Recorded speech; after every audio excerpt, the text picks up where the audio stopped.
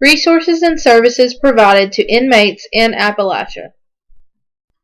Walker State Prison. Walker State Prison's housing consists of 12 open dormitories, 10 housing from 50 to 74 offenders, with 1 housing non-incentive offenders. It houses up to 200 probation RSAT male detainees in the Northwest RSAT Center. 8 offenders are housed at the fire hall. This facility also houses a fire station. They have open dormitories and single cells. For academic resources inside the prison, Walker State offers G Motivation for Change, Moral Therapy, Thinking for a Change, Matrix, FAPE and Character-Based Programming, Spectrum Programming, and a residential substance abuse treatment. This substance abuse treatment offers individual and group counseling, a career center, veteran services, family services, a crossroads program, fatherhood services, and prison fellowship mentoring.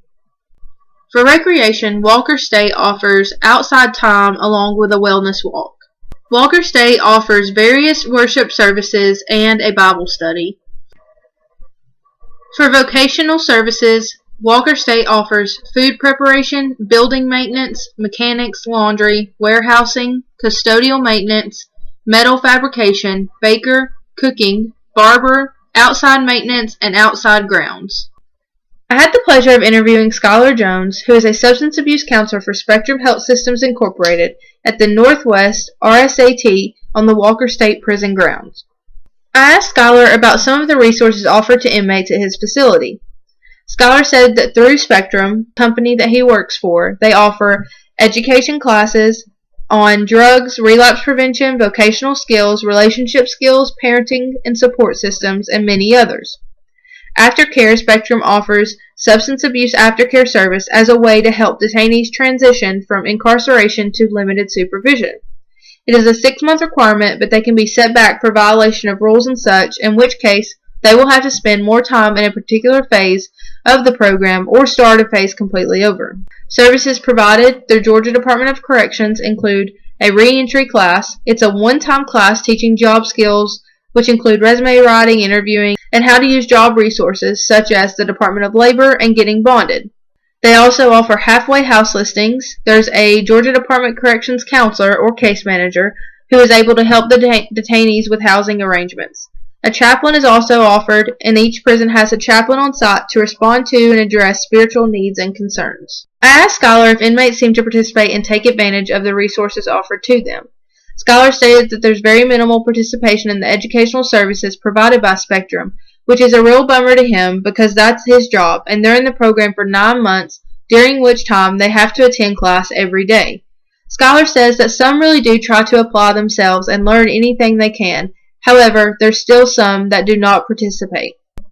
He does see that a lot of people that have a hard time with living arrangements will use the Georgia Department of Corrections case manager and their resources to set up stable living arrangements. Skylar said that he can see a little difference in attitudes over about half the guys that are in the program, but significant changes seen in few.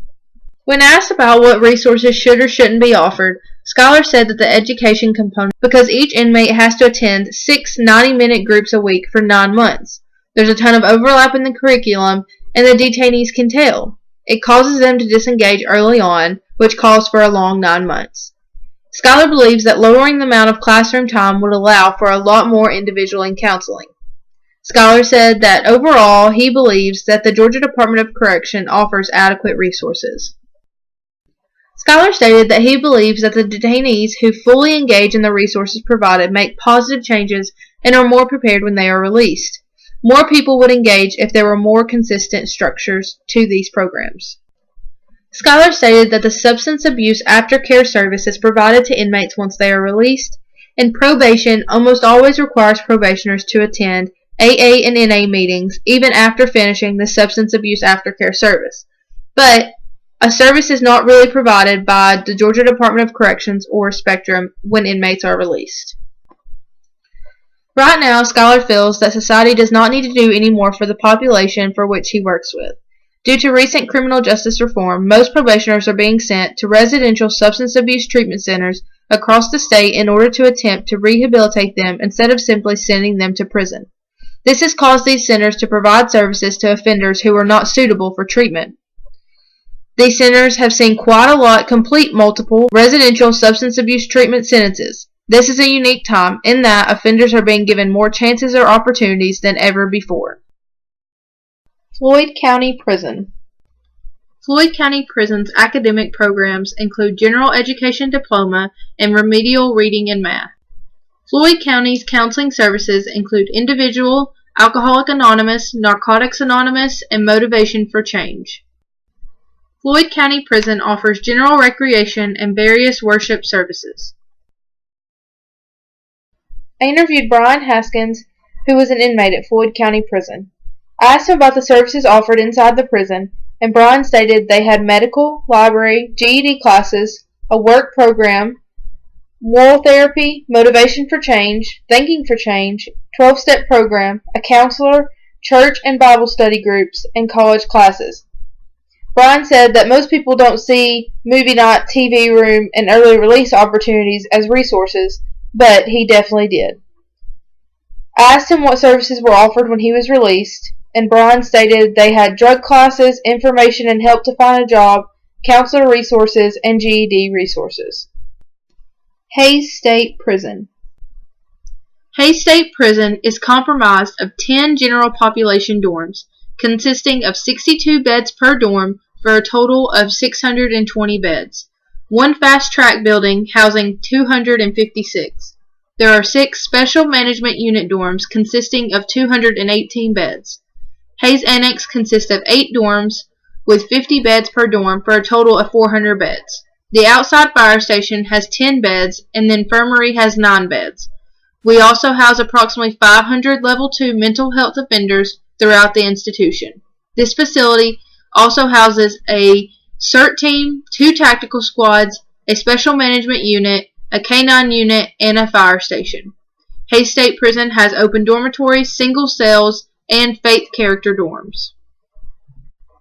The academic resources at Hays State Prison include General Education Diploma, Adult Basic Education, and Literacy.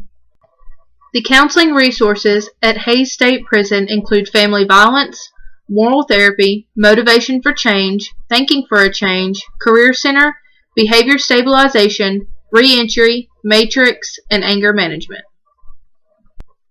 When inmates are released, they receive $25 a gate money, a change of civilian clothes, and a bus ticket to their release destination.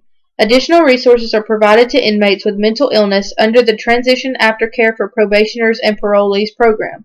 Those offenders are provided medication for 30 days and coordination with community service providers that will assist with treatment reentry support. The Georgia Corrections System has engaged in several activities to improve inmate transition and reentry. The state participated in the National Governors Association effort to improve interagency coordination to assist offenders leaving prison. The Department of Corrections is participating in the National Institute of Corrections project to improve assessment, programming, and planning for inmates leaving prisons. The department's commissioner has completed organizational changes and conducting meetings with line staff to stress the agency's emphasis on improving success rates for inmates leaving prison. The department and the board are engaged in ongoing planning to improve re-entry efforts. Skylar Jones does not feel like society should do any more for inmates. However, I feel that more should always be done to help these men and women change their lives and receive the help they need to do that. After my research, I have decided that the Georgia Department of Corrections offers adequate resources for inmates while incarcerated, but doesn't do much for them when they are released. More programs need to be developed for inmates after being released to keep them on the right track and motivate them to continue their new life. The resources provided to inmates while in prison are good, but we need to provide them what they need when they are released.